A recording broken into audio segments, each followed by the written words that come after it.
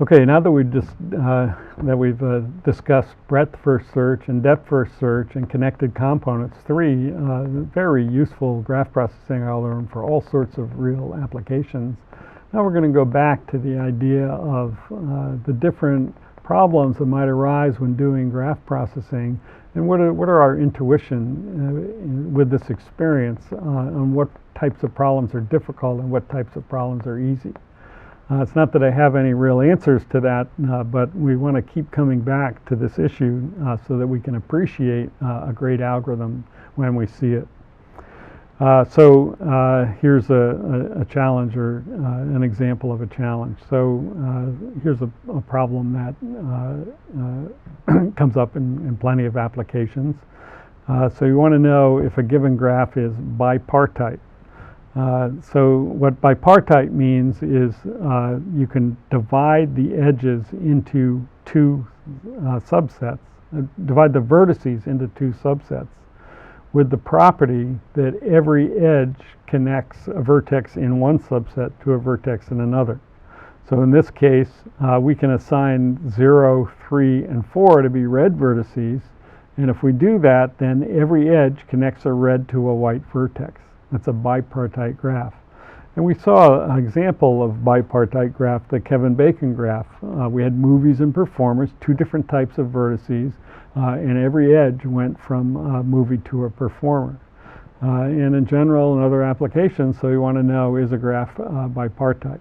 So by graph processing challenge, I mean is how difficult is this problem? So what do you think based on our experience? Is this a problem that any programmer could do? Or maybe you need to be a typical diligent student in this course. Or maybe it's difficult enough that you ought to pay somebody to do it.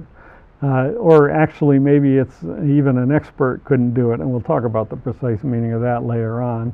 Or maybe we don't even know how difficult it is. Or maybe we can show that it's impossible to solve this problem. These are pretty broad categories, and you'd like to think that we could categorize problems in these kinds of categories. So what about bipartite? We'll do this for a bunch of problems, but what about bipartiteness? Well, the answer for that one is that you can use DFS to get this done. I wouldn't think that any program can do it. Ask a friend.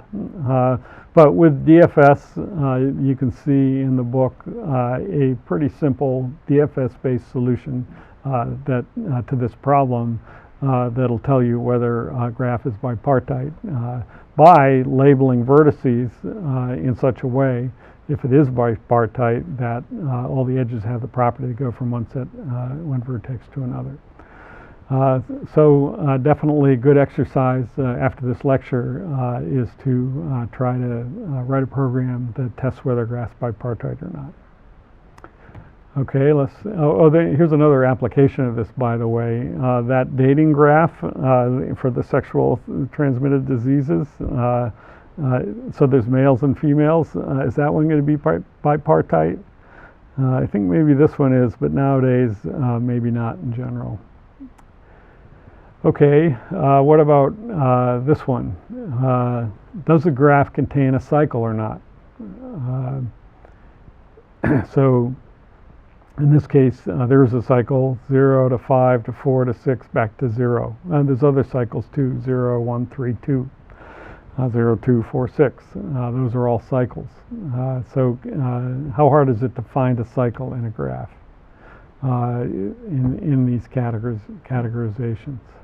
Well, that one, it's very simple.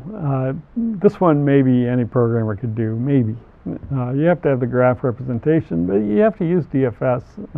Well, you can figure out a way to do it without probably, but anyway, it's really simple with DFS. You don't need to hire an expert for finding a cycle. All right. Here's a classic graph processing problem that dates back to the 18th century. It's this town, Königsberg in Prussia at the time, where there's an island. And the river kind of comes in and branches around the island and then goes out in two branches. And there's a bunch of bridges. There's 5 bridges onto the island, 2 from the banks and 1 across to this third peninsula. And then there's 2 bridges crossing that way. So a total of 7 bridges, 1, 2, 3, 4, 5, 6, 7. And Euler, who's a famous mathematician, would go out on a Sunday stroll in this place and came up with the idea, could anyone find a way to go on a Sunday stroll and cross each one of these bridges exactly once?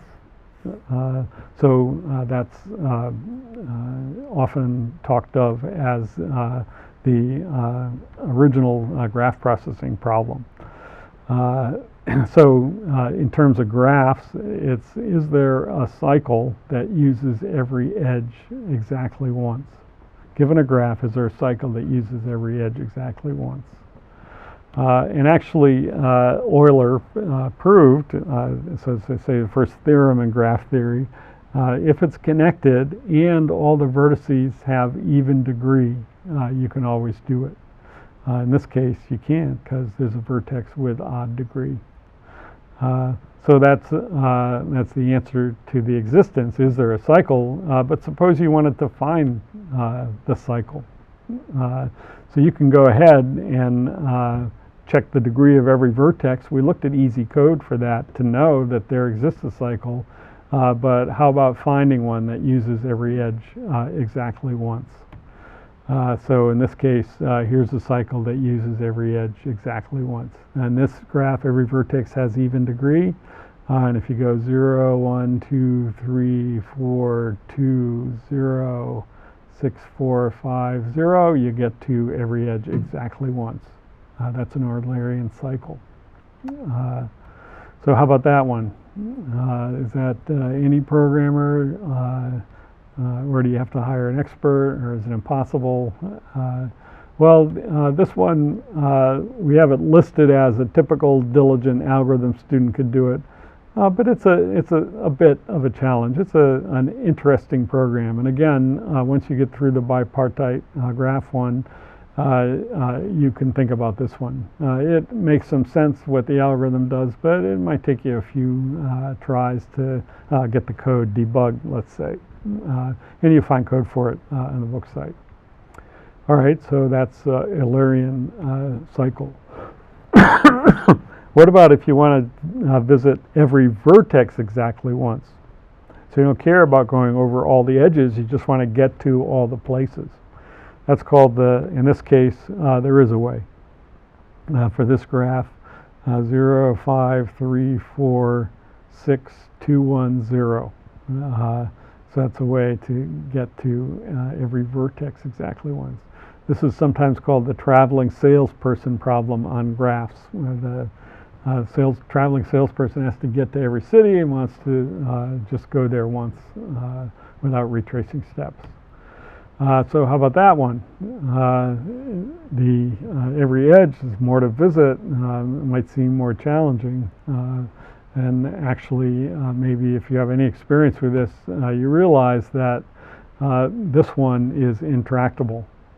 That's called the Hamiltonian cycle problem, and it's a classical NP-complete problem. We'll be talking about NP-complete problems at the end of the course, but basically the idea is that nobody knows an efficient solution to this problem for large graphs. And it's a frustrating situation that we'll talk about. But you're definitely not going to solve it by just being a diligent algorithm student and not even hiring an expert will get it solved, no matter how much the expert charges. So the intuition on finding a cycle that visits every edge once, yeah, you could do it. Find a cycle that visits every vertex once, probably not. That's the kind of challenge that we face when addressing applications of graph processing. Here's another example.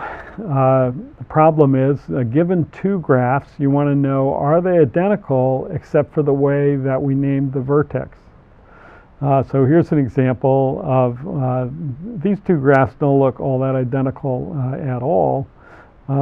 But if you take 0 here and rename it 4, and 1 and rename it 3, and like that, then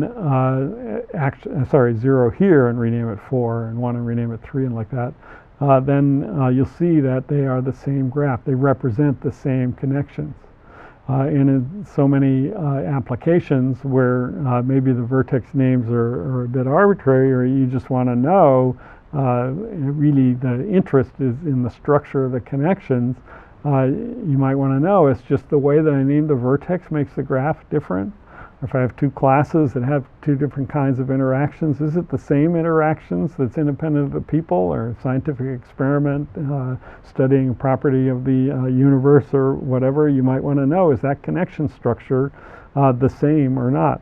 That's called the graph isomorphism problem. How difficult do you think that one is? You know, you could you can try all possible ways of renaming the vertices, but there's really a lot of ways, n factorial ways, way too many to try for a huge graph. Is there an efficient way to do it? Or is it intractable, like the Hamiltonian path problem, where it's in this category that nobody knows an efficient algorithm for, but there could be one? Actually, for graph isomorphism, that's one that has stumped mathematicians and computer scientists for many years. Nobody knows even how to classify this problem. We don't know if it's easy or if it's in a class of problems that are we don't know how to solve, but there could be a solution. We can't show that it's impossible or guaranteed to be difficult. Nobody knows how to classify this problem. Again, pointing out that even for a relatively simple problem to state, the state of our knowledge and understanding the properties of algorithms to solve such problems is incomplete for sure. So one last one. Here's a graph processing challenge. This graph, when it's laid out, it's got two edges that cross between 3 and 4 and 0 and 5. And in general, if you have a graph that you got, say the social networking graph of a small class, you want to study that graph and look at it. You want to draw it on the plane, and maybe you want to try to do it without having edges cross. So in this case, there is a way to place the vertices in the plane so that when you draw the edges, no two of them cross. So how difficult is that problem? Even is it possible to do or not? That's a classic problem in graph processing that came up from the first time that people were representing graphs in computers.